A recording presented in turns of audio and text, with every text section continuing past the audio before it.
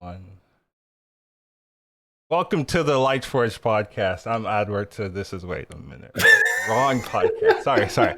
Hello and welcome to the HSBG podcast. I'm your host, Educatedcollins. I'm here with my constant co-host, Shady Bunny Shady. How you doing?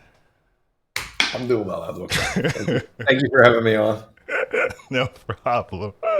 We've got a pretty good show for you guys today. We got a lot to talk about, right? The Lobby Legends qualifiers was this week, and also these are like the last couple of days for the next qualifying period, and we also have a patch to talk about. So quite a number of things to go over this particular podcast. So get ready. We should have a good run for you guys, and let's just get started. Right? Always talk about the Battlegrounds weekly overview. How was your week, Shady? How did it go? Obviously, we will be talking more about the qualifiers and whatnot, but apart from that, how are things? Yeah, admitting that, pretty chill overall. I feel like we have really good understanding of the meta. I feel like the patch, for me, we'll go over that as well. I feel like things haven't changed as drastically.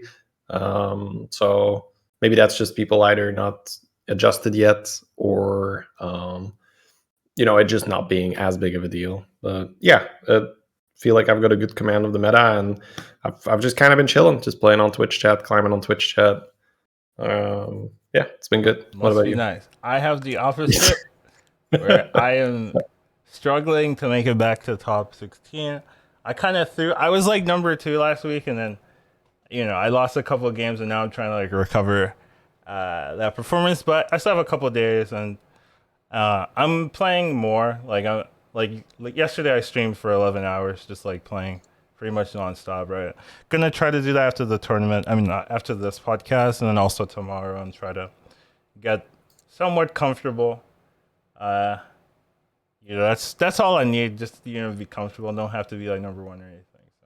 So yeah, it's a little bit more stressful. It's actually less stressful than the first month, but it's also, maybe I don't care as much or something. I don't know. But like, it's also pretty, like, I'm like, I hope I win every game. I just have to win 5 games in a row, Shady. Like, that's it. Yeah, it's not that bad. Yeah, Covium, right? But yeah, that's been my week. It's funny. I'm on the other side right now, where I'm just like watching down and be like, they can make it. They can make it. Yeah. That's how that's how I felt. Initially at the beginning, but yeah.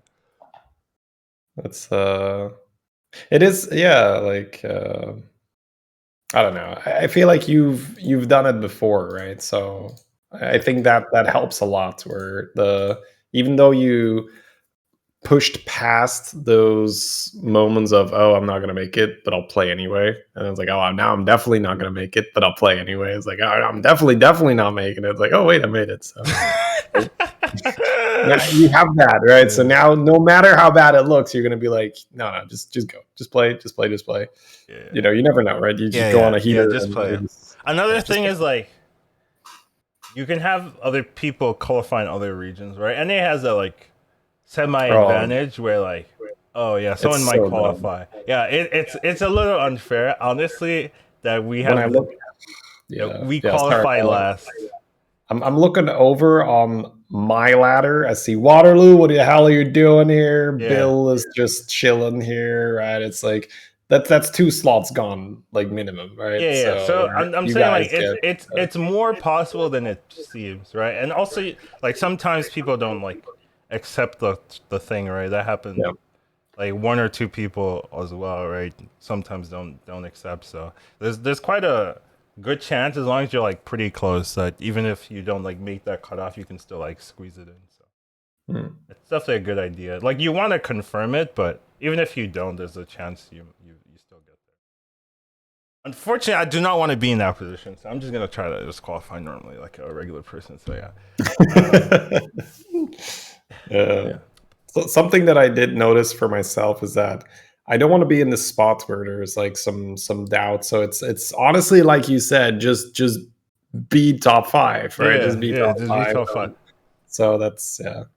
I was honestly this spot was 6th at one point. Like, I was 6th at one point. So I felt like this time I was like, okay, This should be good, right? And now I'm sitting here like, oh, it's gonna be possible again.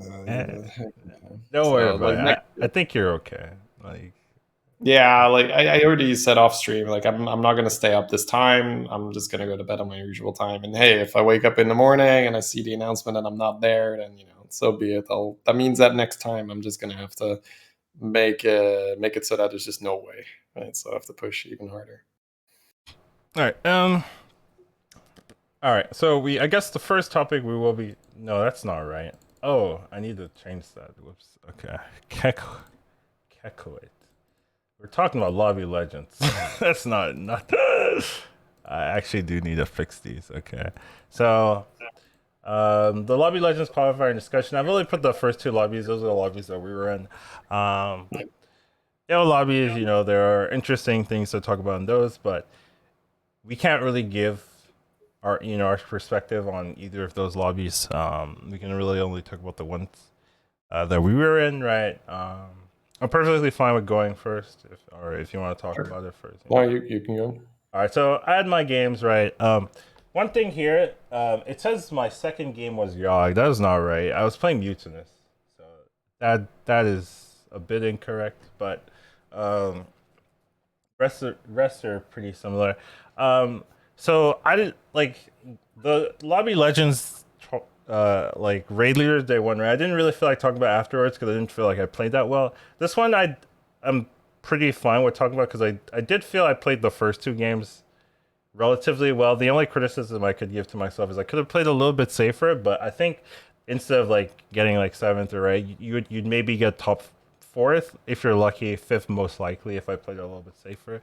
But I was definitely in both of those games. I was in a very good position to pop off or like that next turn. Like if I survive the turns I die, I'm pretty much like top two in both of those games, right? But I lost 20, like sub 20%. It was a 19% for lethal and a 16% for lethal in first second game, and that's like that was a bit annoying, right? The first game I kind of shook off. The second game I was like kind of done because it didn't. The third game didn't matter. Even if I won that third game, I still don't make it. So I didn't really play.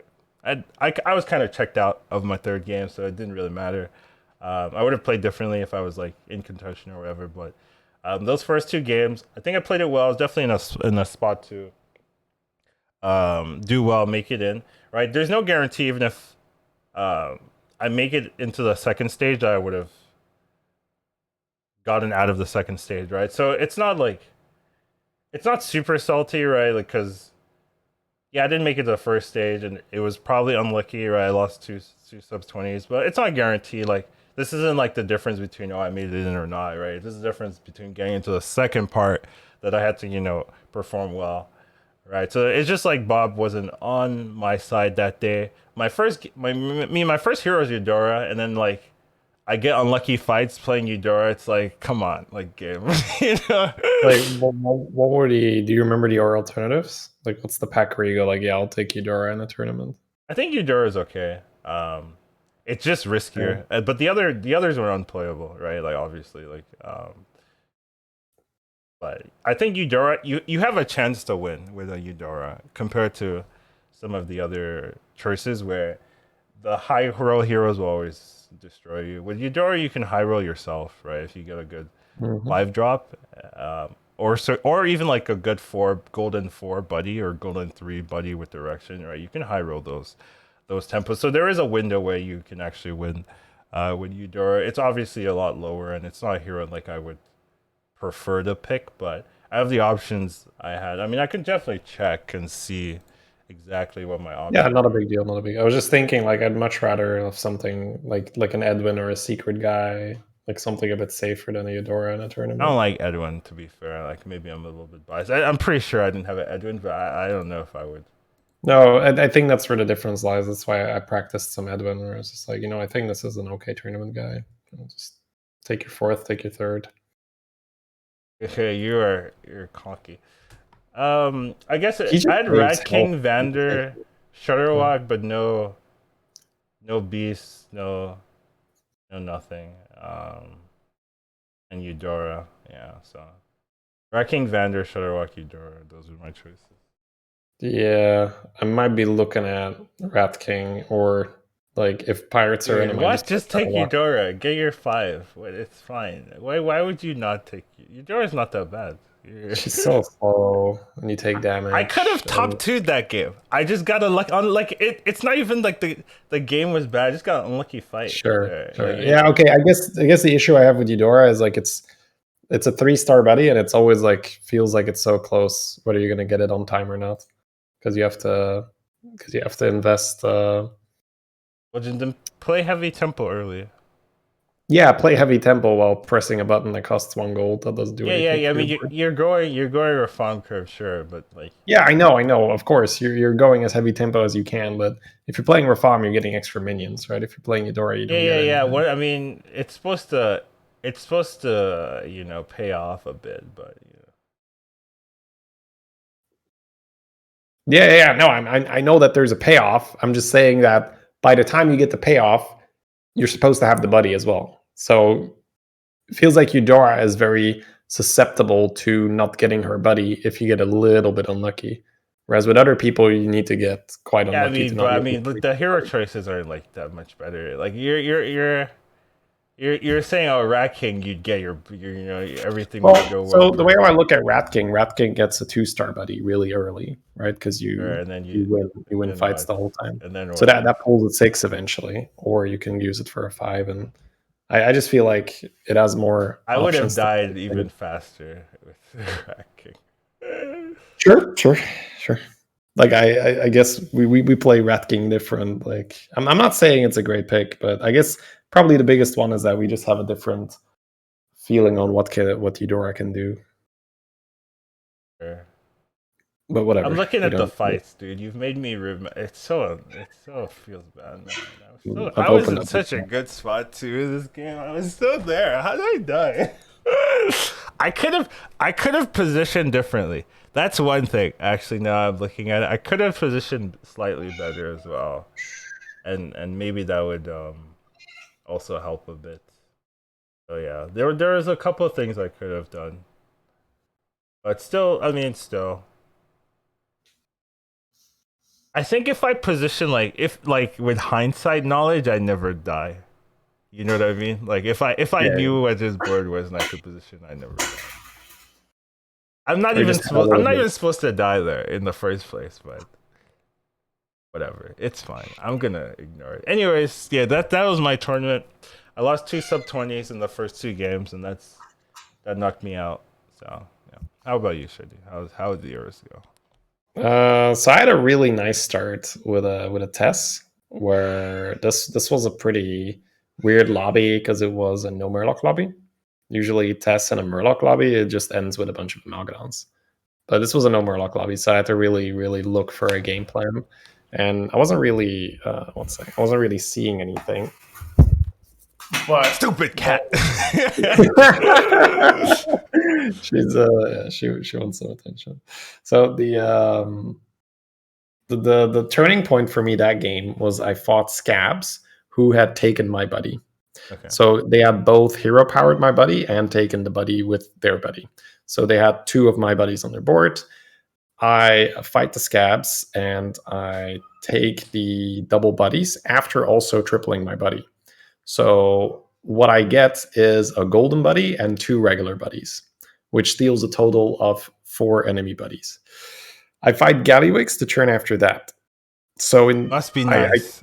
Just yeah, saying, well, like maybe what, was a immediately turn or at 2 turns. Gallywix. Like, I come on. can't remember. Like it might have been 2 turns as well, but I put myself in a position where I actually play my buddies. So I have my golden buddy, my regular buddy, and like I just throw the fight. I take my 15, or maybe it was 9 or 8, because it was not a super high star comp Gallywix was running. But I end up taking the golden Gallywix buddy, regular. Oh no, I fought Snead the turn before that. Right. So it was Scabs into Snead into Galley. Okay. So first versus the Snead, I just have the regular golden buddy on the board. I have the 2 other buddies in my hand. I haven't committed them yet. But Snead has a copy of his buddy on the board, which means I get 2 copies in my hand, and then I get the third one on their board. Right.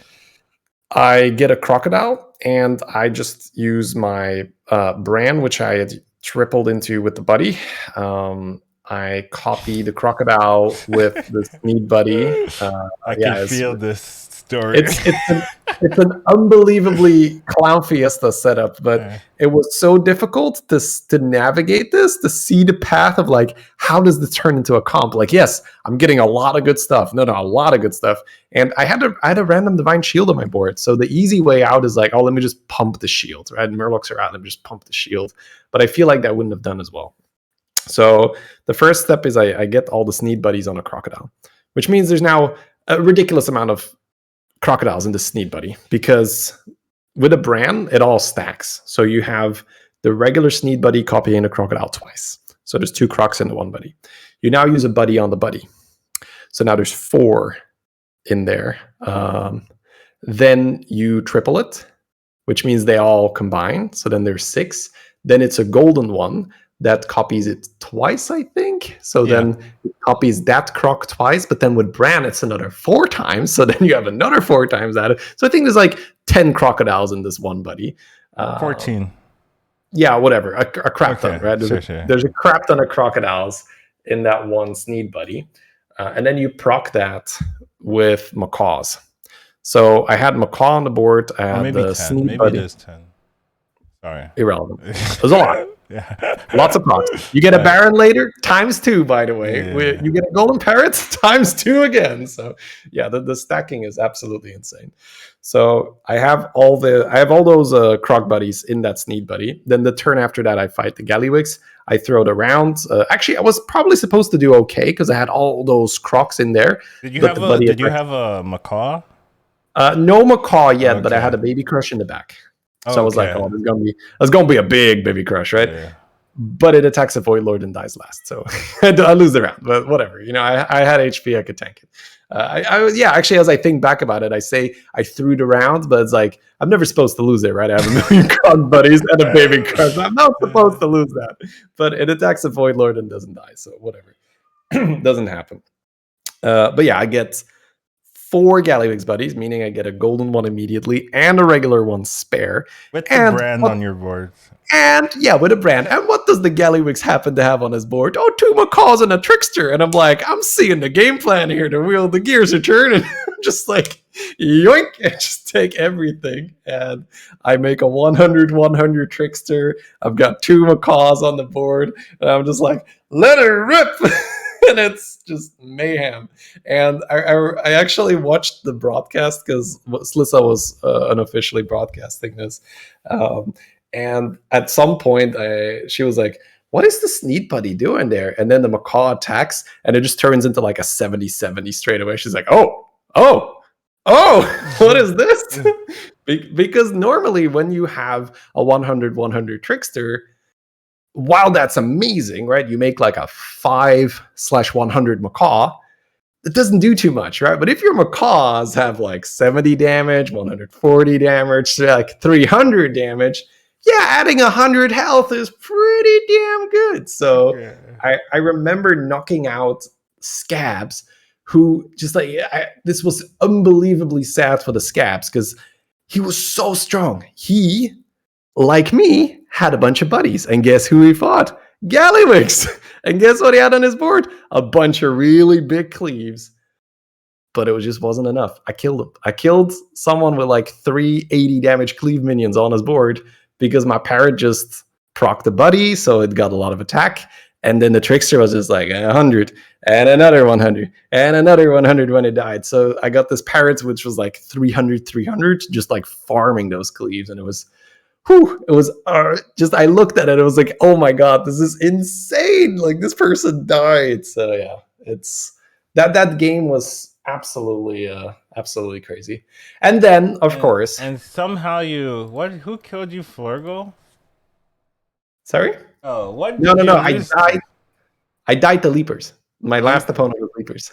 I couldn't beat Leapers. Finley Leapers. Okay. Finley Leapers. I couldn't beat Leapers. This is too much. They had a Nazoth, right? It was Nazoth Leapers. Oh, Nazoth. Oh, okay. Yeah, that makes sense. Too much. Couldn't do it. Exodia.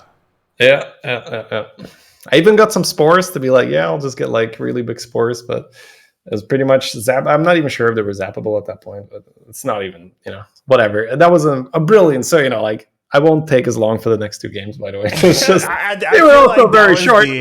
that was the whole tournament right there. That That one was my game. tournament. Honestly, that was my tournament. At that point, I was just like, hell, man, I can do this in a tournament. Yes, sir. It was because I was doing my warm up.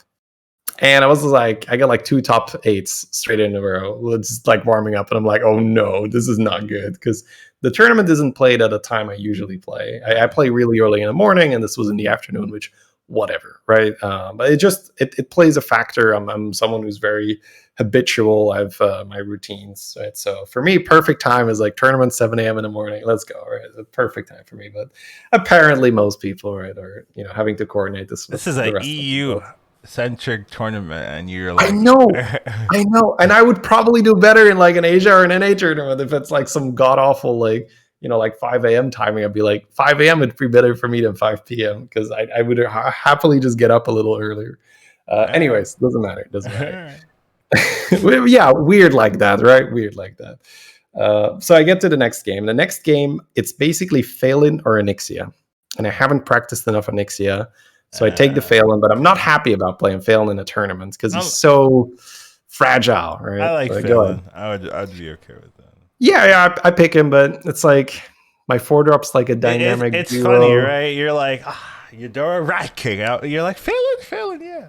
I would have snapped a Daryl, an Edwin, sure. over a Phelan. Maybe not Edwin, but yeah, I was just like maybe it was just maybe also the mindset I was going in. But either way, my 6-drop was like a Felbat. It was like the highest tempo. I was just like, when I play Phelan, I'm really looking for like Murlocs in. Murlocs are indeed in. Yeah, and Felbat's, yeah, right. Yeah, Felbat's not. Yeah, not it. That's not it. But it's like Nadina, Felbat, Zapper, whatever. I'm just like, anyways. I hate to see it. Yeah, I'm looking for Eliza. I'm looking for Coiler. I'm looking for Impama, right? Something where I can push 6, put it on the board. I mean, you can set up like a full demon board somehow. That's the and then the Felbat is okay, but that didn't happen this time. I think that I took a brand at some point where I shouldn't have, but I'm so conditioned to just take a brand when I see it. Right. I don't think it would have mattered that much. I just ended up not really finding direction, and I don't really have the percentages there. So maybe there were some scams going on. I don't know. But most of the time, I'm just going to be like, well, I didn't really want to play Phelan. My minions weren't really that good. You didn't feel like you were going to win those fights, right? Nah, they were. That wasn't really done. But then I get a 7th. Then I get to my last game where I play Alakir, and that game was just heartbreaking because I've got a 2nd place. I've got a 7th place. I'm perfectly average at that point, pretty much. Need to win, or Yeah, I just need to do well. Well, depending on what the other people did, I think, depending, like given how they did, that I think I needed top 2 or better to advance. Yeah, top 2. But I think for my start it was possible because I looked at my board when I died and I had like 2 gem splitters, 2 arms, Macaw, my buddy. So I was just ready to go. But that game was just pure tragedy where I was on 3 for so long, which I think is correct with Alakir. Actually, after talking to you, right, you brought that to my attention the first time where you're like, you know what, sometimes with Alakir, I'm just staying on 3, right? Like, I need leveling to 4 is also fine, too. Like when mechs are in and stuff like that, you can hit like a... Yeah, but I mean, it's depending on what you have. And at that point, I did not have a splitter. I did not have an arm. I did not have a turret. Everything I needed, everything I wanted was on tier 3. Yeah. And you get 1 extra slot on 4s, right? So like, so I'm doing my best. I'm steadily losing HP, but it's kind of okay. And then I get to my last 2 fights where I'm fighting a George right after I have my parrot, and George is just not a good matchup because he's full Divine Shield already, right? I need someone who's just a stat Andy, so my Divine Shields do something. If I just fight someone who has more Divine Shield than me at that point. And I still have some smaller minions, so but I would have been fine if I went first, or if they attacked my other taunt. But they went first, and they didn't attack the other taunt. They popped the Macaw, so I only get the 1 shield. It's a close loss, and boom, I take the damage. We get to the next fight, which I don't even remember the hero, but same story. All I gotta do is go first. Or all I gotta do is not get the Macaw shield bumped up. So basically 1 out of 24. right? 25. One Right? out, yeah, one out of four, one out of four. Yeah. So 1 out of 4 into So 1 out of 4. But basically, also, yeah, but also like the way how I died at the end, they live like an Amalgadon. They're also like a house, right? They have Amalgadon, right? Like here I am, just leveled to tier 4 after proudly go like, I have my car now, right? They're like, oh, here's some dongs. And so yeah, that's tournament play for you. I lose to a Spore on tier 6 for 7 perfect. And I'm just like, come on, man, kill the fucking Spore. But yeah, like it's just you one mean the death rattle. plant? I can Yeah, one translate. plant. There's one plant alive at the very end after I don't go first, after they bump the Macaw shield, and they're on tier 6, and I have 7 health, and I'm sitting there like, come on, man, why? So I was just so like, no, why? Like any of those things could have gone differently. So yeah, that was a moment of like, all right, we're out. So yeah, that was yeah, not much to do about that at that point. I took the great thing for me at that point was that we had to stream at 30 minutes delay, so I had some time to cool down. Where it's not like I was like raging, right? But I was disappointed, right? Like as the feeling is, like the instinct there would have been like, all right, we're done here. Boom, turn off the stream. So that would be the. Sorry, what? That was me. I went Yeah, to no, I went like, to the store or something, and I I bought some junk. messaged you. I assumed you were out, but Yeah, I wasn't at home when you messaged me. either way, like I definitely had that instinct. I was like, no, man, no, come on. You played well. You fought wonderful, strong players. There's no shame here, right? Just like go back to the people that were watching and go say hi and say like, hey guys, yeah, that was some crazy test game, huh? And just chat and hang and have fun. So I was really happy that there was a half hour for me to just be like, this is silly. Why am I angry? Like, or disappointed or whatever, right? Like the instinct is to say, I didn't qualify. I must have played like shit or, and just to be disappointed. But I was happy to, have the half hour to cool down and say, let's just go hang. And we had a great time after the tournament. So overall, wonderful experience for me, even though I got knocked out in the first round. I'm just, happy to be part of that circuit now. I wasn't even qualified the first time around. So yeah, pretty elaborate, but that was my first Lobby Legends qualifier experience. Yeah, I will be showcasing the other perspective. No, not happy. The one thing is that I don't feel bad about my play, right? So I'm not salty or anything like that. It's like, well, I lose to sub 20s, right? Like that is the unfortunate thing. But I always tell myself that as long as I play well, that's what matters, right? It's not the results don't matter. I say all the time, right? And normally, I have good results. So, it feels like a joke, but like the results don't matter as long as you play well. And I feel I play well, so I don't feel too bad about talking about it. Obviously, like after the tournament, the one thing I didn't notice was that like my stream kind of crashed midway. I wasn't paying attention to the stream at all. Trying to focus on the games. But apparently, like stream just died. I didn't know that, and apparently there's no VOD for the end of the tournament. But I have the data probably, so I could post it or whatever. But afterwards. I'm not feeling like great about it. Oh, I lost. Oh, I got unlucky. Blah blah blah. But it is what it is. I wanted to make it to the next one, but like that's why I would like people are always like, oh yeah, Collins, you just make it to the next one. Yeah, good. And I'm just like, it's harder than you think, guys. Like, shut up. I don't want to hear this nonsense. You actually have to try quite a bit. So. And even if you play well, it's no guarantee that the RNG will be on your side as well, right? Like that can screw you up too. So, it is okay, right? But there was a lot of good people that did qualify, right? We should I can put that up as well, so you can see the people that did make it, right? So Bubble Fad made it to the next round, and I think there was one other person, Mark 7K. Those are the two from the qualifiers that have made it to both rounds. So definitely golf clap to them. Everyone else is a little bit different. I don't know the people from China if there's someone similar, but just looking through, I don't think so. Maybe YJ, but uh, none of them look super similar. So there's not that many repeats, which is funny enough, kind of surprising actually. Now that I think about it, but yeah, um, it's only been the second run, but yeah, definitely. Anyone that you're looking out for, anyone you're rooting for, actually, now that you can see the Yeah, list. well, I mean, I gotta give it to our Twitch rivals teammate Bofer, Oh, right? for Just yeah. sliding right in with Uh, his solid tempo play style, just being like, you know what? I'm gonna just do all right the whole way through, and just hey, I'm here. It's so nice whenever you see him. Like I watched him like win on a carriel. I'm like, that's got to be like such a Bofer hero, man. It's like it is it's a just Bofer hero. I've played I know. Cario because of Bofer, actually. So Yeah, like that is I true. respect the man for winning a game on carriel. I'm just sitting there like, huh, it's possible. Right. And I used to be a tier 4 hero guy myself, right? Where I'd be like, you know what? I'm gonna just play this tempo. I'm It, gonna it's play not it's Cindy. not really tier 4. You get tempo and then you level.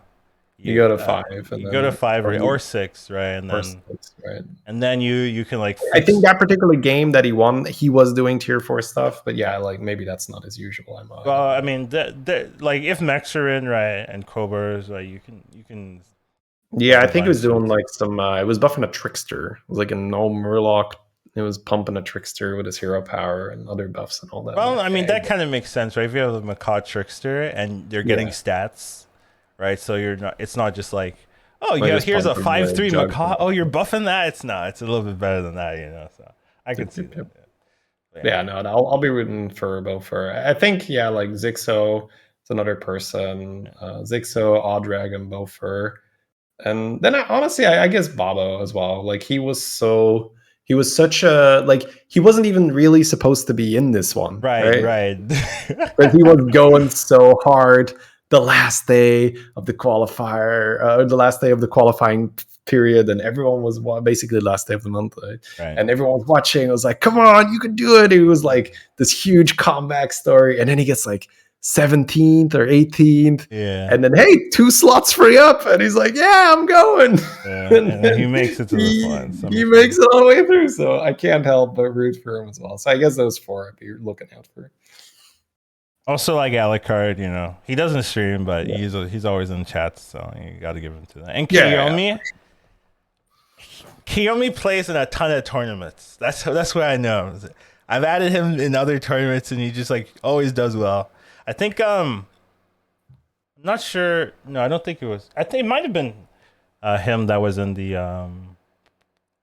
Solista tournament that qualified through the bracket. I think him and Wu Legend. oh, right. Yeah, Yeah, that so impossible yeah, road of yeah, just top 2 the whole time. Just don't do anything but top yeah. 2 I the mean, whole they're time. great players, so yeah, Yeah, no, absolutely. Like, gotta but root for still, them. right, like, it feels like a circuit of, like, 200 plus people, and you have to top 2 every lobby to get there. Well, average top 2 every lobby to get there. It's, Yeah, it pretty is cool. pretty. It's pretty ridiculous. So yeah, and Orof, you know, Yeah, uh, also, I think barely qualified because I think he was mhm. 17, Baba Yeah, was I 18. think so as well. So I Yeah, think they just snuck in there. So cool, right? Like 2 people who are actually not even supposed to be in, making it through. Just we take show those. them. You know, Yeah, absolutely, absolutely. It's you might have had a few points short on ladder, but here they're proving right that when they're in those tournaments that doesn't matter too much, right? Get them the you don't have like some shield with like, hey, I had 2 extra points than you on ladder, right? Obviously, I'm going through here. Like that doesn't mean anything once you're at that stage. yeah. All right. So good luck to the people in the second lobby legends. Hopefully they do well. And I don't know. Like, what am I supposed to say? Good luck, do well. I don't have anything. There's no bias here, really. Yeah, good luck. We're gonna have fun watching them, right? Just or I at don't know least if I. I'm watching. If I'm not playing, why am I watching? Of course, Carl. Come on, man. Imagine not taking advantage of one of the only times you're not actually playing Lobby Legends. You gotta cherish this. who knows when the next time will be you're not actually playing, man. You're very optimistic. I like that. Okay. That's good, man. You got to do that. All right, let's go moving next. on. Oh, this is not right. I need to fix the topics as I'm doing it. Right, it's the patch, right? We will be talking about the patch 23.0.3.4.6.0.8 was released. Some hero adjustments and Murloc nerfs. We will be deep diving into it, but just kind of a hey, you know. Oh wait, there's another thing I want to talk about as well. Yeah, the last days to climber. Yeah, yes, exactly. Yeah, Yes, let's let's do do that that first. first. Yeah, I agree. 2 days. Yeah. Yeah, we've got the 2 days left to climb, so you know, I guess kind of a snapshot of what the stuff looks like. I'm a little monkey ass, right? I'm not even in the list. Oh my god, dude. I'm not even in the list, God. That's fine. They'll never see you coming, then, Collins. They'll never see you coming. Yeah, it's so monka. I'm worried, but I'm definitely gonna try, right? So I shouldn't. I'm not like super duper worried. I need to climb like 500 or so to get in there. Well, maybe a little bit less, but you know, it's definitely doable, and I've done it before. So after this we'll just play, try to get there, and see what we can do. But yeah, you're a little bit more comfortable than me, so that's nice. Yeah, I'm in a spot where it's probably best to not play, and then normally you'd play last second, but like I said at the start, I'll just see. I'll probably just hope it holds, and if not, then next time I'll do my best to get a better spot. But yeah, I mean, you've done it before, man, and Yeah, you've yeah. had good days. No matter. I'm not that stressed, which Right. is funny. Like, I don't know. We'll do what we can, and should be okay. But I mean, it's kind of interesting. Like, it's still very sim people, right? Like, I don't know if there's new people from the first two Lobby Legends. I guess Wobble Wheezy. Yeah, I'm not sure. Like Wobble, he hadn't played in a while, right? Yeah. And his MMR, not to take anything away from the guy's an amazing player, His but he EU was like, MMR is wonky because he hasn't played on that account for a long right. time. Okay, And that's that then. Because I just saw him like he was like 13K gaining 300. I was like, what the fuck? is It this? stopped now, but like Oh, okay. it went No, like that's it just went out, gave him like 13K MMR like for free. because I looked at his NA MMR. I was like, wow, Wobble, amazing, right? And like, I'm happy that one is then not bugged. But then I saw him climb on EU. I was like, wait, that's impossible. It's like, that's insane, man. He hadn't played it like since like the MMR was like previously scuffed, like back in the Yeah, day. right. Yeah. Yeah, Cool. so No, I got you. his internal was like super weird. Like, Okay. I'm glad it's just the EU one then. Yeah, no, it'll be great to see Wobble competing for Lobby Legends. Is a great character, to be honest. Like he's very, very fun to watch. So I hope he does well. Sounds fun. But Yeah. yeah, good luck to everybody except the people in NA that are trying to climb. I'm just gonna. Yeah, good luck to everyone except my competition for the immediate 2 days. Yeah. Pretty much. But yeah, Yeah. after that we do have the patch talk about, but we can get right into it. Right, just kind of talk. Yep. Yeah. It's not such a. I mean, it's a big patch maybe in like the content, but like the volume it's not that big of a patch. I think I need to change it. Yeah, this is more accurate. Okay. Yep. So Inni is getting a different passive. So it used to be after 9 minutes die. Now it's after 12 minutes die. Get a random mech. Any thoughts about this yourself? I wasn't really happy to play her post nerf, and I'm probably even less likely to play her now. I think that she's one of those heroes that gets better the lower MMR you go, just because it's this passive go mech, good things will happen to you. your buddy grows as you play mechs. You get more mechs for minions that die. So it's an understandable nerf in that regard when you're talking about the global MMR. I think for high level play, we'll just see less and less Enis now, where she was pickable with the tier 4 buddy and the previous passive. I think 12. My instinct is that it pushes the first one a little bit too far back, and then obviously the second one as well. And you Yeah, just I'm looking at the HS replay, and I don't even see her on the list. of Oh, she's just the not being played, percent basically. or Yeah. yeah. I guess I So can do I don't know, top maybe I'm fives. wrong, right? Maybe we're all just like, oh, she's playable and no one's just trying it. But it felt like it was already on high MMR. It was like not something you were super happy to take. You're like, oh, I'll take Ini if I have to, Okay, and then try to. I did top five. She's bottom four. Okay. I was looking at that top 1% because what is top five is pointless. Yeah, and it feels pretty. It's, That my instinct was like, I do not want to pick they this took now. her out back basically. Pretty much. When you turn it from a 2-star buddy into a 4-star buddy, which at the start it was obviously ridiculous, right? It was just way too easy, way too many stats, way too safe. But then skipped tier 3 straight away, just be like, all right, you get a 4-star buddy. But then, they're probably seeing the data come in and be like, hey, this thing is still doing really well, across most MMRs. I was like, all right, well, hit her again. And yeah, this one might Nine have to broke it. 12 is so drastic. It's so Yeah, drastic. Like what? because not only is it the first one where you're like, oh, 12 is a while. If you count the amount of mechs you missed throughout a game, when you say like basically, it's 3 extra per time, that's a lot of mechs you're missing across the span of a game. So Jeez. it's Like, pretty severe. you hate So I'm this not hero. so I'm not sure if they're gonna go back, but maybe it was just maybe they expected, right? Maybe they were also thinking, 3-star buddy, 4-star buddy. Let's be on the safe side. Let's do 4, and if we over nerf her, we can nerf her back. And then they were like, oh my god, Jesus, she's still killing people in low MMR. All right, take her out, take her out. Yeah, we don't want people getting frustrated with you. So yeah, it's like, all right, now it's like, see if you can survive this. Bam, down to 12. Yeah. That's what it feels like. Yeah.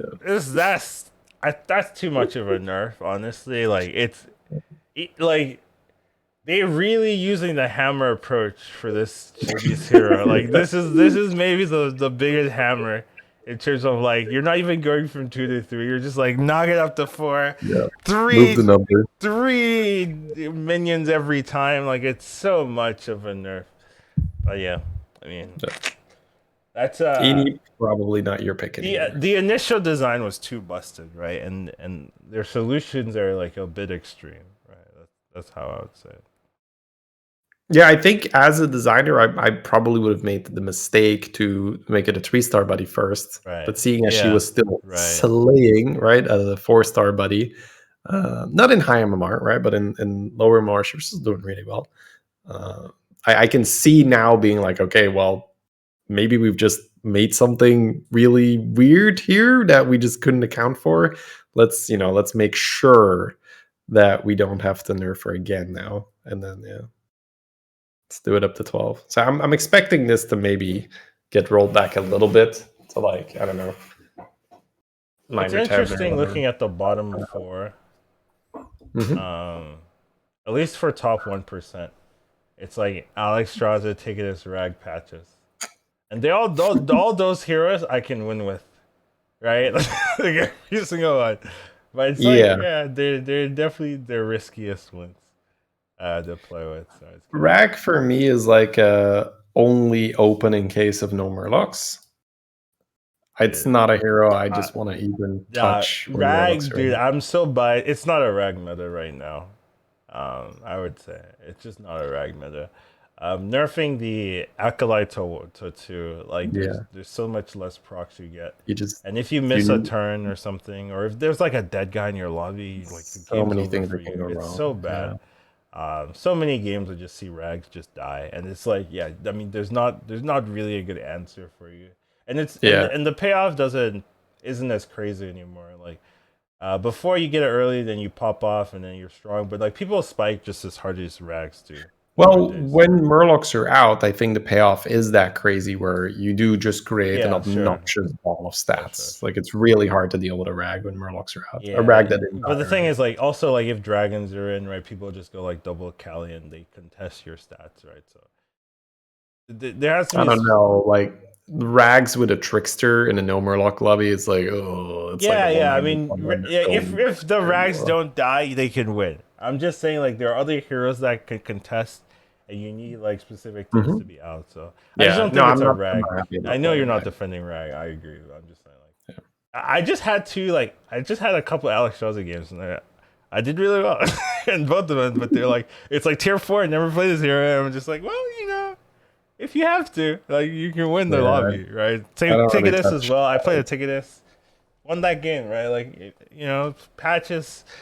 I don't like patches that much, but I've won with patches as well, right? Like it's doable. It's they're just riskier heroes, so it's just interesting. Like these are like the worst heroes to pick, and like you can win with all of them. Like actually, Sure, for me, it's probably indeed just the top 8 potential is too damn high. yeah, yeah, Like yeah. I I'm agree. pretty Like damn this is top conservative. 1% that we're looking at, so.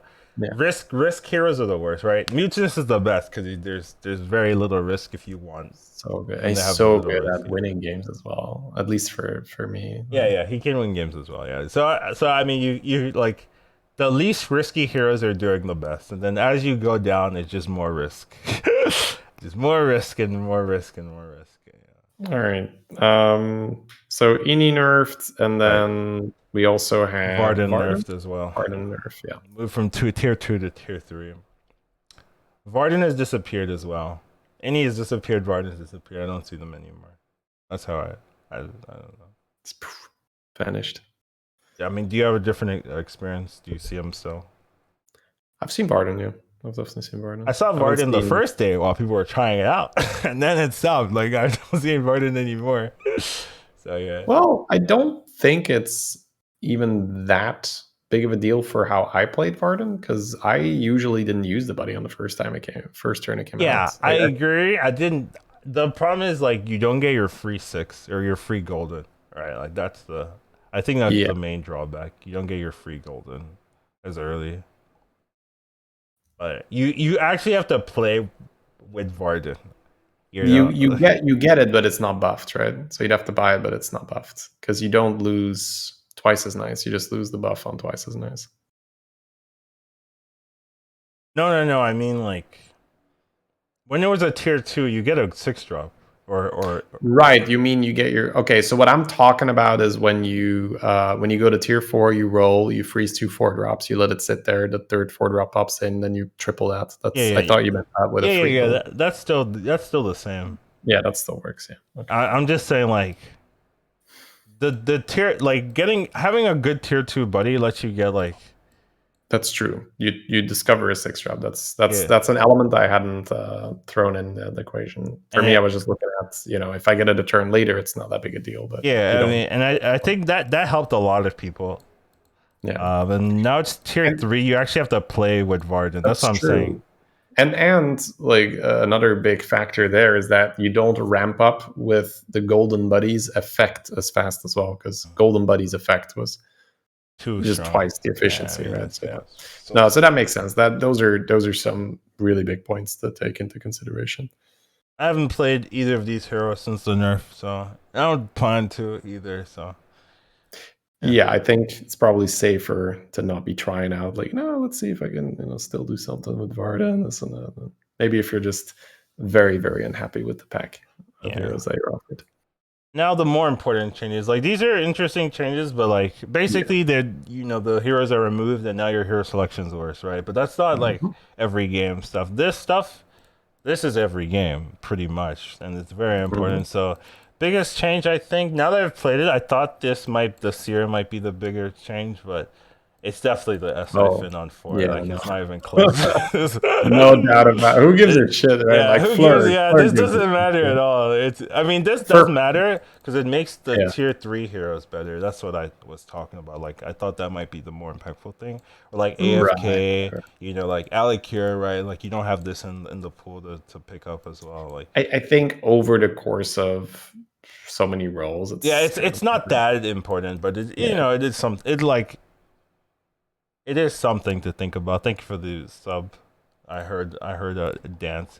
But yeah, the SI fin change is definitely the crazy the All right. more Do you want to impactful. go over that one for anyone who's not reading this? Oh, oh right. So it used to have Avenge 3, give a friendly minion. You're thinking about our podcast listeners, aren't you? You're so nice. Oh. I try to from time to time. Yeah. I'm like, you weren't looking at the slide. Get out of here. Yeah, but sure. It changed to Avenge 3, give a friendly minion poisonous permanently, to Avenge 4, give a friendly Murloc poisonous permanently. So that's pretty impactful. That's a 25% increase in how long it takes.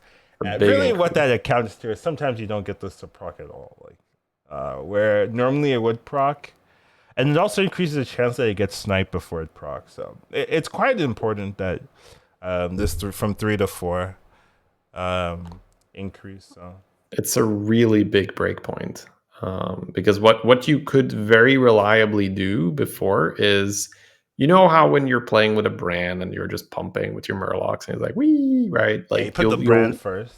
you put the brand first Yeah, and then an acolyte or a void lord. yeah, And you always got a proc that way. Well, unless the brand hits an acolyte or a yeah, void yeah. lord or whatever, right? Like, but in most cases, the brand dies, acolyte dies one time, acolyte dies a second time, boom, you proc it. That's no guarantee anymore. You also need one of your giant ass Murlocs at that stage to die, which is not that easy, especially if the 7 is the last one to the bunch, which is almost always the case. Everything else has a lot of health, and the 7 does not. So it's not just, oh, we'll add one more. It's very specifically the way how you used to practice with Brand Genie, anything in the front, even if you're not running a brand, just your regular old buff Murloc that you're ending on, plus a Genie, plus an Acolyte, plus a Void Lord. Now, Void Lord, if you go first, it spawns 2 taunts and you're still fine, but then you gotta go first, right? So Void Lord now extra premium when you're playing a character like Flurk, because Flurk really, really needs this thing to proc. Flurk has like golden honchos with 20 attack in the back and 100 health. Flurk needs those procs Yeah. badly. So This is huge very Flurk. much a huge Flurgle nerf. It's also a Yeah. huge Murloc nerf in general. Just like so much more times I'm seeing people with like two A lot of poison gold Flurk Murlocs, getting right? burned, Like yeah. instead of everything poison, it's like 2 poison. It's like okay, like I Like, can deal I with could it. win. I Yeah, could kill the thing with yeah, 20 attack and yeah. 100 health by just attacking into it twice. Yeah. I can win fights. Yeah, yeah, yeah. Oh, you know what's so funny? Sleepy was like in my chat like the day of the patch, and Mhm. the patch was live, but I was playing on the other. Like I hadn't updated yet, right? And Yeah. someone's playing Murlocs, and then I died to the Murloc guy, and Sleepy's like, "Oh, if you were playing on the live, that it wouldn't have procced. You would have lived." I was just like, "Oh wait, let me update immediately."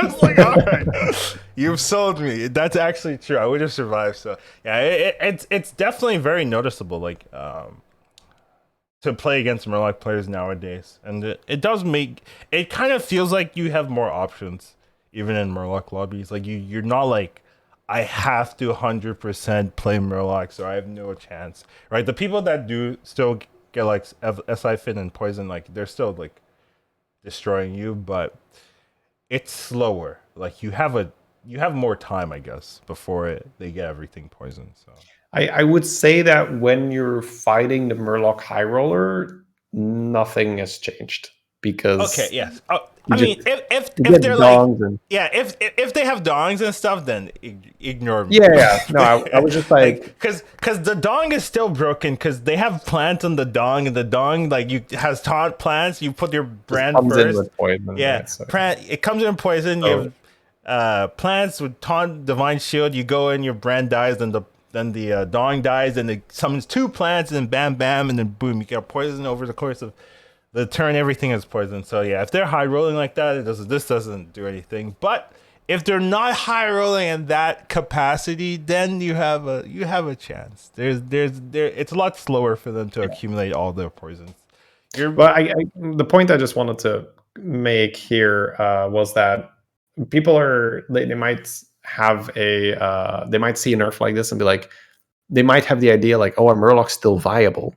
I was like, well, they're most likely still the strongest tribe in the game, so yes, they're viable. Don't worry about that. Right. It's the I feel like what this targets the most is the people that are just running a 7 and trying to build a poison scam. Yes. People, yeah. So a lot of my spiel gets nerfed, right? I love doing stuff with like Kangors, where Kangors resummons dogs, and then the 7 procs, and you get the reborn snake. That kind of stuff gets gutted, right? Like so that's hard. so much less likely. I tried to to do that the first day, and I saw it was rough. It didn't work out that Yeah, well. it's very hard. I don't really try it anymore unless I have to. So that's the kind of stuff that gets targeted. That and Flurk, like Flurk, who just so let's talk about the other change as we're talking about Flurk, just to tie that in. Sure. You know, the other Murloc change is Cold Light Seer is now a 4-drop. If you don't really play the game a lot, or in particular Flurk, you might say, what the hell? Why is this a 4-drop? It's exactly the same card. They didn't even change the stats. I know, they didn't even change the stats, dude. It doesn't really matter, because I don't think Cold Light needs a buff, right? So the whole point of this nerf is Primal Fin is a 4-drop. Flurk's buddy transforms stars into Murloc's stuff, right? So like you get a 4-drop in the shop. That was guaranteed a Primal Fin with the buddy. Now it's a 50-50. And it's a rough 50-50 to lose. It's a big deal. It's a very big deal. So Flurk was very, very strong, because on 8 gold, you could push to tier 4, take a bad fight, or a good one if you had a good opponent for you, right? But usually you fight like a Zephyrs or whatever, you just get dunked. But then the turn after that, you roll a shop with 4 drops. Not super uncommon to triple a Primal Fin in that turn. You know, you get like a tap that gives you Primal Fin, you buy a Primal Fin. So then you're talking a golden Primal Fin as a Murloc hero. That's pretty damn good, because you probably already have Honchos on the board. So that's a whole lot of Murlocs. You're spamming that turn. Everything gets humongous. Imagine you hit a brand.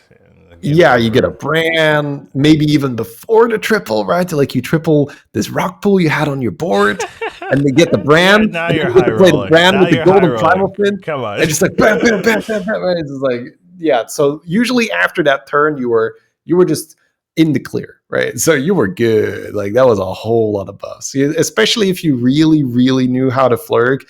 You know that that's the turn you get the Swole Fins up as well, so you get some damage going, and then a little bit of health on those Swole Fins with the primals, like with the Honchos, and then some Seers and whatnot. That's no longer guaranteed. Like you can, I've done it earlier today. I rolled 2 Seers. It was not good. I was not happy. So you are absolutely not guaranteed that insane power spike anymore. But if you're asking in general, like what would this do for Murlocs? Not really anything, I would say. It's not such a huge deal. Sometimes, you know, when you're playing Brand and you're rolling a bit on 3, it's nice to get a Seer if you're somehow got this Murloc board and you want to Seer on tier 3, sure. But most of the time when you're using Seer, especially in conjunction with Brand, you're already on tier 4 anyway. You're pulling this thing from Primal Fins, whatever. Doesn't really matter that much. It's really a targeted like, hey Flurk, you're not getting Primal Fins anymore, or just Primal Fins with your 4 stars. Yeah, so it's pretty important overall. Like these are Murloc nerfs, and I think I've noticed nerfs right in my games. Like I've noticed like, oh yeah, Flurk is struggling a little bit more than I feel like he would, or you low roll. That's the thing. You could, everything could be the same, right? Yeah. But you could just low roll. Well, we did talk about the 7 where so for those of you who you know, once again play a lot of Flurk, this was a very common problem to have on Flurk. Hey, I have these 4 giant Murlocs. Yeah. I have a Brand. I pulled a 7. How the hell do I get poison on these Murlocs? Just don't have it. Well, the answer was, I just buy an Acolyte, get a Void Lord, suicide your Brand, the Taunt Eyes. You get 1 poison per turn. It's good. Now, really not guaranteed. If you're running Void Lord, you have to go first to make board space. If you need a Void Lord, first of all, you have to think, oh yes, I'm going to buy a Void Lord. Like when you're playing Flurk, you get a crap ton of triple, so it's actually more common than you think. You triple. Demons have to be in. All right, I'll give you a different answer. Sure. Demons would have to be in. Demons would have to be in, which is not. You don't play Flurg and be like, demons are out. I can't play Demons Flurg. are out. You Yeah, I don't know, do that. right? Like, no. You don't do that. Absolutely, no. It is a lot more difficult. Like I played it. I still kind of got away with poisoning my stuff, but it was, I did have a Void Lord, right? So it is a lot of work, which I guess is healthy for the game, because the argument. Sorry? Murlocs have been too strong. Like, I don't care about other people like, oh yeah, it's a good balance. I always think like Murlocs, you literally had to play the game around it like completely when they're in. If you don't, you always I agree to a certain extent, where I think that the outrageous amount of health they have, and then let's throw poison on them so they kill anything, that is a problem. And that, I think, gets addressed in a reasonable fashion here, where Flurg doesn't get to do that anymore. And a lot of the time it was just, you had anything stat-based and you came up against the Flurg, you were done. Yeah, because you knew most things. Yeah, most things had poison and they had enough health to value trade your things. That is now no longer guaranteed the case. It could still be, but most of the time you're going to see like 1 or 2 poisons, like you said. It's not everything with poison. And that's a big deal if you have like your big Hydra that could value trade 1 and do a cleave and then survive and cleave again. Like, that's now a possibility. Whereas before, the Hydra attacks or gets attacked into and dies immediately. Yeah. I was just, for me, I really don't want to nerf poison, just because we talked about it, how ludicrous the stat gain is. Yeah. I think here this is fine, right? You still have your Amalgadon, and it's still possible to proc. So I think this is within reason, because the frustration of fighting almost limitless health Murlocs with poison was that I can see that being very, very frustrating if you're trying to play a different tribe. Yeah, that's fair. There's one more change, actually. I almost forgot about it. It's a slap on the wrist, really. I'm not happy with Baby it. Crush. I'm still getting farmed. I'm so with you. I do not like this card at all. I don't. So many games. I didn't think I would be this against this card, but like so many games, I'm just like, oh, they have a crush. Oh, that thing free killed my unit. Oh, it survived an attack. It goes again. Oh, it summoned another 8/8. That thing killed another thing. Oh, now like it's annoying because like you could the minion that gets summoned can be what gets attacked into, and then you summon and then it summons another minion, right? And then it survives, and then you attack into that, and then it attacks again, and you're just like, how is that okay? And it just settles my board. There's been a game where the opponent just had this one card on the board. I had a full board of units. And I lost, and I'm taking like 9 damage. I know why you hate it. It's the macro feeling all over again. You're like, why are you attacking exactly like that? It's Ace. Don't like this card. Like it always just seems to screw me over, and then like when I have it, I'm like, oh, it was okay, but it wasn't broken like my opponents have. I just like it. Well, it is probably still the single highest tempo increase you can get at that stage of the game. I agree. So I think the design of the card is just not good. I just don't like it. Like, that's why I said, like, people are like, oh, you happy Crush is nerfed? It's like, what nerf? It summons an 8/8. It's farming my board. Look, it attacked. Like, I don't think this should be able to summon more than 1 8/8 per round.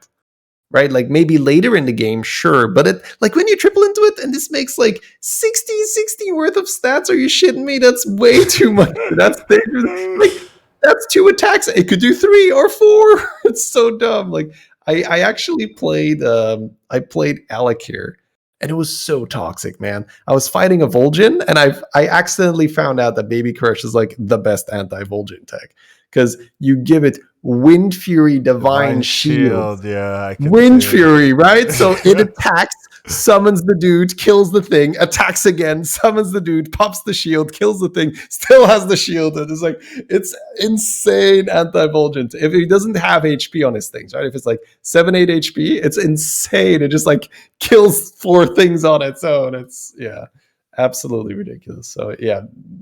I was actually thinking that game, like, what do I need from 5? I was like, oh, I guess I'll, like, Crush is better than a Spore, right? And then I watched it in action. I was like, this is insane. Because I had also Ground Shakered, right? So it had a shit ton of attack. So it didn't even matter if they only had low HP. Yeah, very, very nasty. So yeah, I mean, Yeah, happy to see a nerf, but is it enough? I don't know. I don't think I, so. I just don't like the design. The design is just, like I understand that they have to take chances. Like absolutely. Like please don't take me wrong. Like It's like the Iron Hide, the other beast they had, the the Dire Horn Iron Hide. Direhorn, yeah.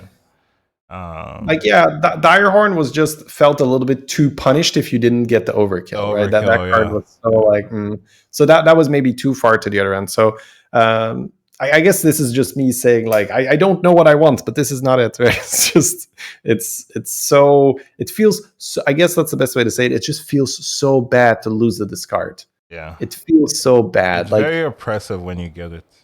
sometimes you just have a board where you say, I can't possibly be losing this. And it's like, my thing attacked the token, the baby crush attacks and makes another token. Yeah. My thing attacked the token, the baby crush attacks and makes another. Like that sequence is so dumb. And it's like the macro thing all over again, right? Where it's like, I went into the left shield, then I went to do the right shield, then I went to do the left shield, then I went to do the right. It's like, I should never, ever, ever lose this fight, given how much. It's so funny when I have double Mecha and I check my chances to win, and it's not like 0%. I'm just like, how? Like the dude has like 400 health unit, and I have like 230 Mechas, and I'm like, I have a chance to win here. Like, what is going on?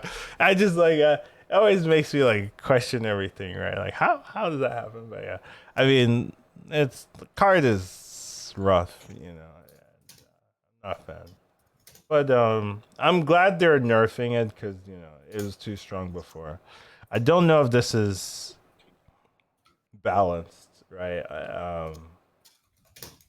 Maybe I should summon the same stat line. Maybe like summon a 6/5/5 or something. But I think the limit as to how many tokens can be made because see like one of limit the 2. Yeah, maybe, or maybe like one and the golden one gets to do more. They should do that for Mechrol as well.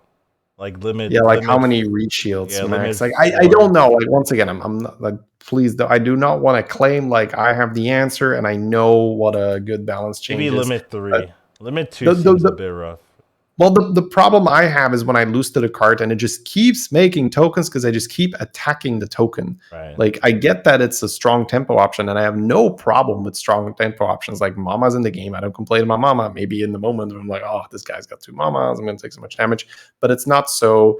That's not really a problem. The problem I have is when I should really, really be winning, but I lose just because of that combat. And then because you lose, you have to play differently. I'm under 16 now or 15 now. Now I can't like go and do my crazy tempo play. It's so annoying. I agree. I'm with you. I'm not the biggest fan of the card. I don't want to remove. I just want to. I want to like pick up a little bit in chat, by the way, because like there's some good counter arguments that are being given, right? So like someone's saying like the situation they're describing. Wait. Sorry? You're reading chat? I read chat, yeah. I do read chat. Like they're describing the situation that I'm given is so random, and it's like it's really not. Like anytime you fight someone who's tripled into a baby crush, like yes, so we're talking about a specific window here. Absolutely. You know what other card only had a 2-window lifespan and was toxic as hell? Baron's Blacksmith. I knew you were gonna say that. Disgusting card. It's good for 2 rounds and then unplayable because it always dies, right? So completely unplayable after those 2 rounds and extremely toxic for anyone who happens to fight you there. It's the same thing here. I don't care if you have a baby crush later in the game and I have big enough minions that it's not value trading everything. I care about those 2 turns because if you are there are already so many things in the game where like you fought Zephyrus when he made his golden, minus 15. You fight Guff when he got the buddy, minus 15. Hey, you fight Math when she pulls the 6 drops, minus 15. We already have so many of those moments. Collins at any turn. Yeah, at any turn. Like, you just have to concede because there's no point, right? But no, you get me, right? There's so many artificial buddy spike timings in the game already where you're going to take that damage. I don't want to add another just minion to the list where it's like, oh, I happen to fight against someone who tripled into a baby crush, probably minus 15 because not only is the thing going to win them the round, it's a 5-star that probably doesn't die because it's, you know, at that stage of the game, the 8/8 token will very, very likely be enough to take out whatever they're attacking. So that means there is a 5-star minion that's almost guaranteed to live if they have a taunt. And then we're talking that's minimum 9 already. And then anything else that lives, it's so easy to get up to 15. So I really just don't like that I'm going to be taking 15 just because I'm fighting this person who tripled into Baby Crush. And now, like you said, my entire game plan is different. I was going to play for the win. And now if I want to play for the win, it's going to be extremely risky. So yeah. Anyways, yeah, like that was shady talking about Baby Crush. I feel you. I'm on your side here. Card is toxic. Glad to see changes. Murloc, Nurse, and then 2 heroes are now not going to be played at high elo, most likely. Maybe Varden, more likely than Ini. I don't think Ini is really going to be that popular anymore. So yeah, she already fell off quite hard with the tier 4 buddy and high MMR. I agree. Moving on, I think our final topic. Yep. Yeah. So Nagas are coming, right? Like Nagas hopefully will be in the soon patch. Are there any things you want to see out of this patch? Any, like, there's a lot of problematic cards, problematic maybe heroes, types of game plans that are not good. Anything you want, like anything you're hopeful for? Sure. Well, first of all, like, small disclaimer is that it's hard to say what you want if you don't really know what the meta is going to feel like, because it might be that I say, like, like, because my instinct is going to be like another poison minion, okay, right? so to replace say Nexna. like just right now, like what change would you like right now? If I have the meta and I can just say, oh, I have this Naga card that does this, right? That have the same meta, but so something to replace Max now, so that I don't have the issue of, oh, it's a no Murloc lobby. Murloc lobby. I have no options for poison. Andy's, will 100% win the lobby. Well, maybe not 100%, but very likely it's going to be a stat guy that wins the lobby, and I just have to hard roll for Spore. So something in addition to Spore. What else? Yeah, I mean, I'm not sure if the buddies. I think the buddies are probably not going. I don't know if we have any. I don't think the buddies are going. Like it's too soon. I feel too soon. Yeah, I think so too. So we're still going to have those spike timings, but we talked about that before on the podcast, where right now we deem it sort of acceptable that we have these spike timings, just because the buddies increase the pool of heroes that are playable. If we remove the buddies, then we remove a lot of the playable heroes, because some heroes only see play because of their buddy, like Guff, for instance, as toxic as it is for the game. So I don't think that the problem I described earlier, where you take that 15, is really fixable by just introducing cards. Maybe I'm wrong, right? But that's the thing. That's a buddy related thing. Cards that heal you, copium. Copium. No, that's 45 minutes. 45-minute battle. Can you imagine a Gallywix just healing to full every single turn? Like, please no. Yeah. It could be like 1 health, and the Gallywix is going to roll, heal, first aid, baby. Let's go. So yeah, let's not. That's the main one, right? The main one is to add another poison minion, and then off the top of my head, I guess it's not so much, give me a card that does X. It's more, if we tone down the stat building, it'll be easier to not be like, I need that poison. So because I feel like right now we're in that spot where I think elementals are just a really good example of just stats that get so completely out of control, where it's like, I fought there is no way you can compete. I fought a Millhouse turn 7. He had 20/20s elementals, double Nomi, double Light Spawn. Master? Double Light Spawn, yeah. I'm just like, how did you get this turn 7? Yeah. I with 20/20 elementals, so he's been doing it for a while. It's like, okay. Well, if he hits a few Sallies with a buddy, it's insta, right? That could have been a 1 turn with Sallies. Yeah, it could have. But those scenarios are extreme. That I was like, well, he won. Like, no Murlocs in. I mean, it's over. Yeah, I'm just sitting here. My example there would be just like any regular elemental player with either, I say regular, but it's going to be like a Reno or a Zephyrs that hero powers their Nomi. It's going like, but that is the norm right now. If we see someone playing elementals, it's that. It's the genie, the guy that makes the golden one. It's those people, and they get these stats where you say, if I don't have poison, I cannot deal with this. And I feel like that is the design where we see very often that you can't begin to try and outstat some strategies where there's no chance. Like you will not outstat a Zephyrs that's pumping with a golden Nomi unless you're either Galliwix or unless you're a high roller hero yourself. Yeah, you have to be insane high rolling. So that is the one. But I don't think you just introduce minions to say, oh no, the stat. You would have to do some serious. I think as long as the buddies are in, the buddies are what like really allowing these nutty stat gains, right? The buddy is the one that gives you the second Nomi. The buddy is the one that gives Galliwix that huge cleave, right? Those are the buddies gave you. The buddies are what's making those insane boards. There's a remark in chat which is great that they remind me of this. The buddy meter, Divine Shield, please. I don't want to lose the game because I hit a pop bot. Can we do something about that? You know what I realized? The Divine Shield is worse than hitting with one attack. It's worse than 1 damage? Yeah. I thought it was 1 damage. I thought it was too. It's actually worse. It's worse than a damage. Yeah. And they dare advertise it as fill your buddy meter by popping Divine Shield. Remember at the start we were like, ooh, I don't want to play Divine Shield because then you can proc it again. So it's like how is that advertised as filling the meter if it's worse than a damage? It's worse than having a 1 attack minion. I was like, God. When I saw that, I was like, wait a minute, that's actually so Are you sure about that? I'm pretty sure. Like was that double blind placebo tested or there's it depends on the tier of your buddy, right? With tier 2 buddies, I think it's the same. But like tier 3, tier 4, I think it's worse, or something like. Well, tier 4, it's the same. I think tier 2 and tier 3, it's worse. It's okay. Well, whatever. Even if it was 1 damage, right? Like that's not even a thing. Which would be horrible. It's still horrible. It's horrible. Like it's 1 damage. It just makes the early game like anytime you see a pop-out on the other end of the board, you're just like, so cool. Yeah. Okay, I dodged it, right? Or like, oh, my game's over. Right? It's just like there's certain buddies you just can't get late, right? Yeah. You're just like if I'm playing Max elite, being in is like actually significant in such a weird way, and then like, oh, my buddy.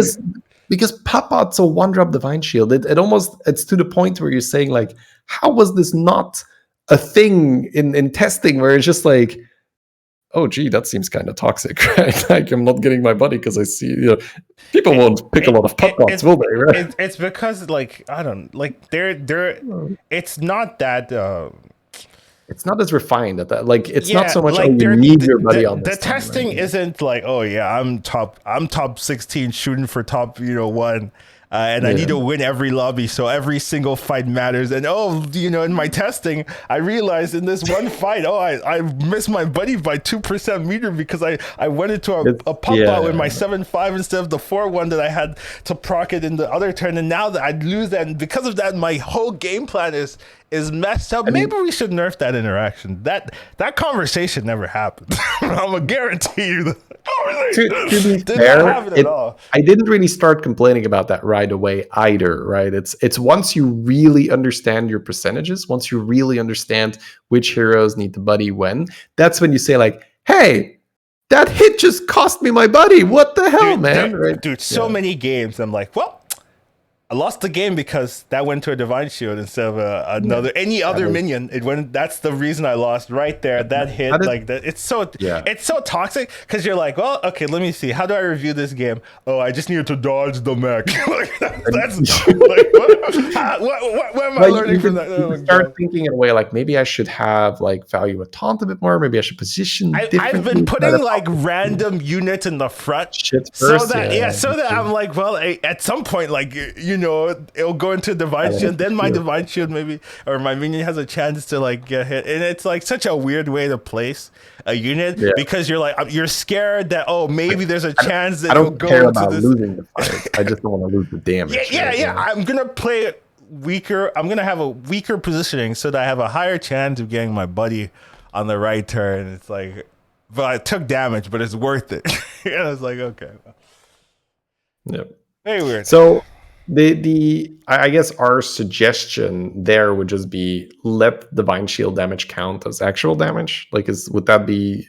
Are we missing something there? Is that would that be a weird Make divine oversight? shield less of a punish, right? Like maybe you get like half damage or something. Do we want to make it a punish though? Do you want to punish people for running into a pop-out? It feels like such a dumb design. Yeah, that is true, right? Like it's literally only mattering in the early game where the units have a pup bot, because the other reaction, and sometimes the crowbar as well. The 5 Sure, crowbar. if someone level to 2, Yeah. that those are tragic, right? Because it has gems on it, so it's like that kills your chroma. That one shots your chroma, right? Yeah, So it's So those are the two, Yeah. and sometimes AFK. Yeah, or just this is a bit of an obscure one, but like red whelp killing your unit so it never gets to attack. Oh my god, I've lost games off of that too. Oh my so god. annoying. So annoying. You just like don't get the hit. whelps and bombs, dude, and they kill your best unit before they get to attack, and you're just like, oh, my game is over because I don't get my buddy now because of this stupid whelp. Oh my god, that is a nasty one. A lot of memories of that. So that doesn't happen often enough to make it a big deal, because yeah. I understand at some point you just need to say, well, it's an RNG game and sometimes you're going to get unlucky, right? Like the odd bomb making me miss my buddy meter, like 2-on-2 isn't even the meta, sure, whatever. I'll take that, I'll take that L, but please, everybody buys pop bot when they see it. Can we, like that's the one change actually. Like I'll even take the poison back for now. Like that's, if I were to put the wishes of the community from what I have heard, it's like that's the one change. Please don't punish us for hitting a divine shield early game, because that is so infuriating when your entire game plan changes. I literally have to play different sometimes. I'm like, oh, mechs are in, oh, pop bots are in, oh. Well, I mean, I have to, make sure that I don't go into a divine shield. I'm looking, they have 2 mechs. Of course, they have 2 mechs. Oh no, how do I solve this? No, I'm gonna die because of this stupid flip. It's like, So I feel you. That makes sense. I can understand it. All right, Collins. What about you? Anything specific you have in mind that you'd like to see? Nope. That's why I asked you first, because I'm not very. I always like to fix changes. I don't really care about adding them, but I know that's not very exciting. Oh, fix the old stuff. I would just go through the heroes and like remove the ones that don't see play, and buff the ones that are seeing small play. Remove or buff, right? And do that constantly and make it. And then there's some minions that maybe I would adjust the stat lines of, but. I mean, the thing is, like Seer's a real card, right? So they wouldn't adjust that stat line, but I would change it. Like, I like it's why is it a 2/3 on tier 4? Like, I can't play this card at all. Like, it reminds me of the 4/4 into the 6/6 stat line of the demon, right? The big kernel, right? Yeah, right. Like, like you're never gonna pick this on tier 4 unless you're fully committed into a Murloc composition, and that's a bit weird, right? Like when you have tier 4 units that you can't play at all. Like, I'm not sure if that's just them saying, people are really complaining about Murlocs. We don't want to make it even like a perception that this is a buff or anything like that. I just want to be like, we heard you. Here's some nerfs. So sure. I mean, there are other units, that I would maybe buff. I'd probably buff Zap. I'd give Zap a 1/1 stat line buff, maybe more. But then again, it's kind of hard because like Zap and Baron are dancing that tango there. Right? Yeah, I agree. I know, but like I don't like that it's too easy to outplay the Zap with like 1 gem, like or two. Well, to that credit, right? Like anything you can put on a Baron, you can put on a Zap, right?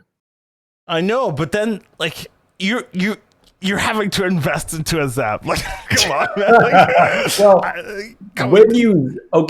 so maybe this is just me when I play a Baron comp and I get zapped. I'm already playing a Baron comp, man. Come on, right? Like, I'm already playing this non-premium comp. But Baron is very premium. What are you talking about? Baron is so good. Well, okay, maybe it's just because I make so many Amalgadon boards, but most of my Amalgadon boards don't feature a Baron, right? If you're running Amalgadon, yes, sure. But if you're running any other premium comp, Baron is quite powerful in there. You know, you can play Goldrun, you can play Leapers, you can play Buster, you can play Goldrun Selfless. is not premium, right? Goldrun, yeah. Goldrun Reborn Cleaves. What? That's very winnable. That is not premium. Very winnable. You're not going to sit here and be like, that's an S tier comp, baby. A plus tier gold. Sure, right. It's not S tier, whatever. You need but that's what we call premium, right? That's what we call premium. What you can win a game with Baron. You can win a game with anything. You cannot win a game with anything. You cannot. I won a game with Edwin. Edwin's not a premium. Play jugglers to top 1. I want to see that sucker. No, not in this meta. Not in this meta, sure, I'm telling you. I'll just have some jugglers and then I'm gradually transition into Amalgadons. I'll leave a juggler. Juggler yeah, exactly. But with Leafers, I mean, with Goldrun, you can win. Yes. Okay, Goldrun and Juggler are very, very different comps. But I just always feel so bad when I get zapped. I understand that it needs to be a thing, but it feels bad. I do feel bad. I don't know why I'm buffing it because I play a lot of Baron. I am totally fine with when I play and I'm trying to counter a Baron comp. I account for the fact that I think that's the cute thing where you know that they might have gems on it, so then you need to put some gems on your zap.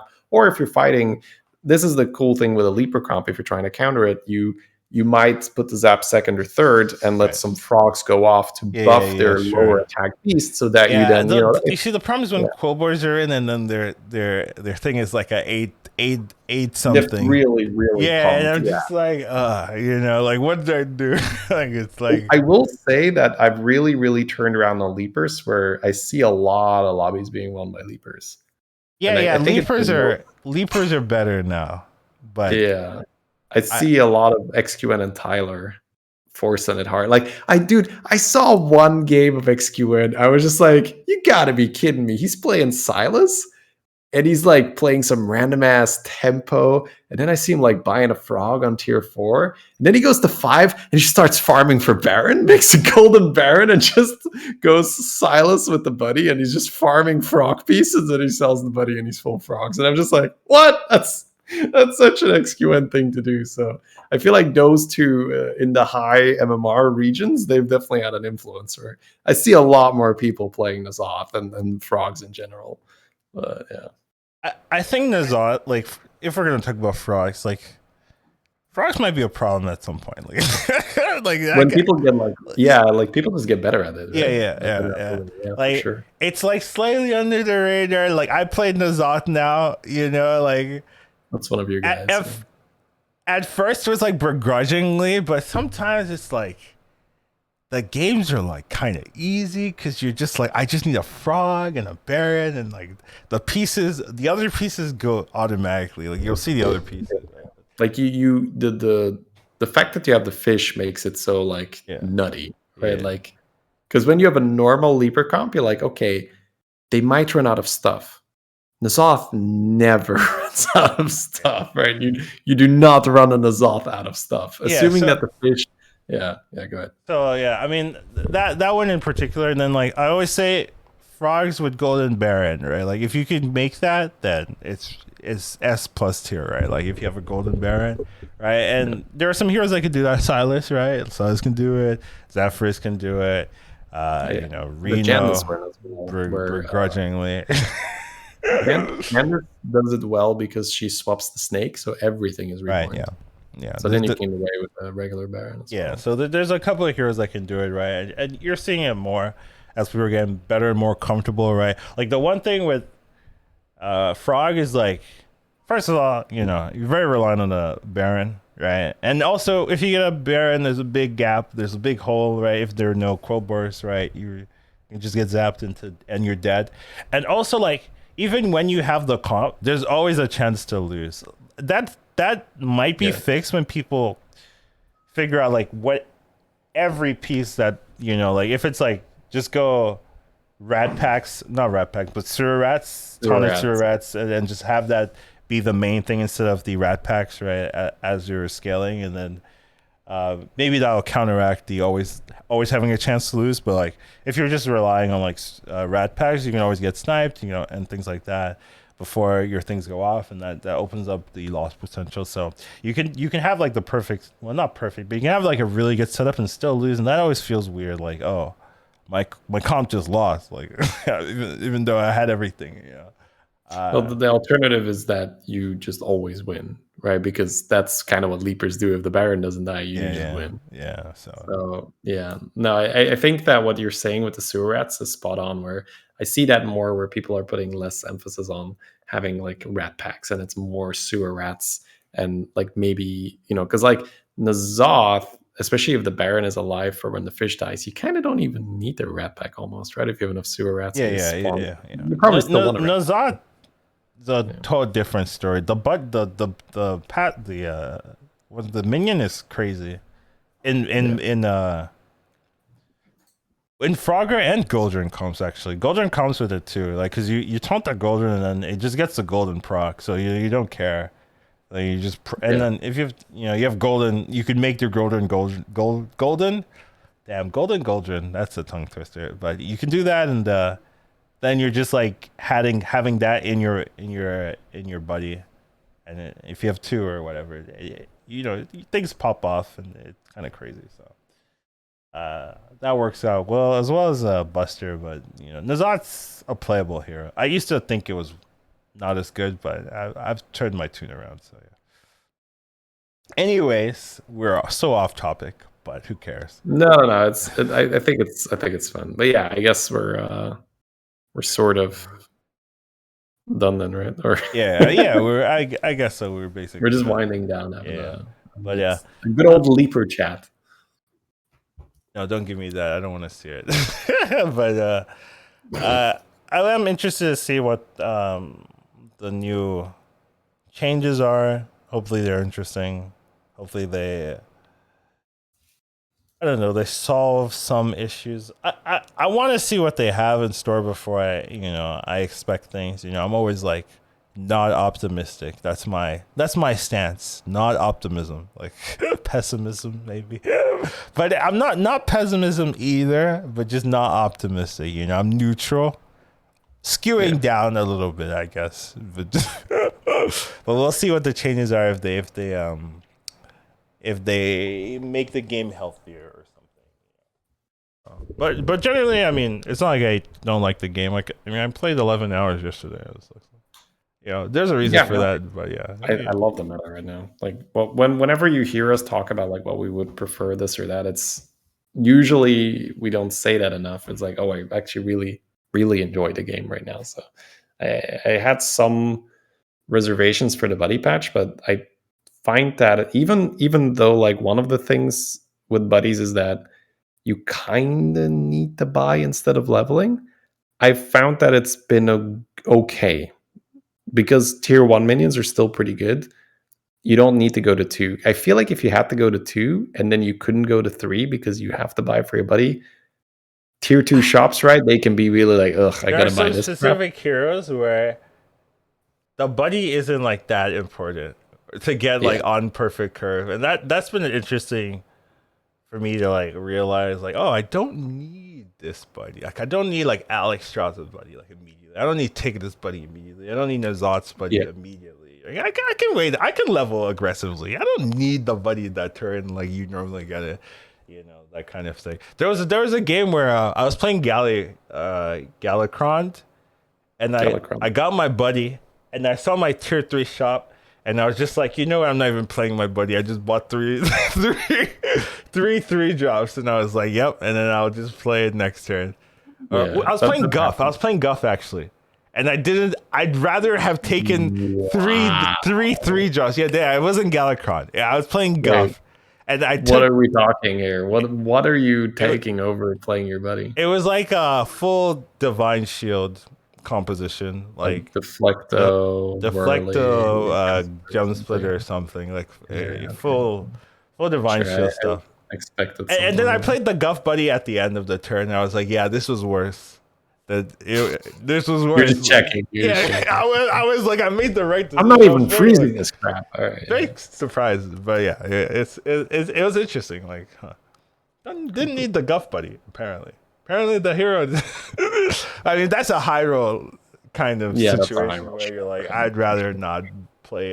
Get a free tier 6 on turn 6. So yeah, pretty weird, but yeah, it can happen, you know. But I think that's it, right, for us. Yeah, This it was a fun talk. podcast. Thank you guys for joining us. Feedback wherever. I don't really get that much feedback anyway, so who cares? I'm Collins. This is Shady. I don't know how Adwater ends his podcast, so I don't know. Till next time, I don't know. Like I'd have to. It's been a while. Yeah.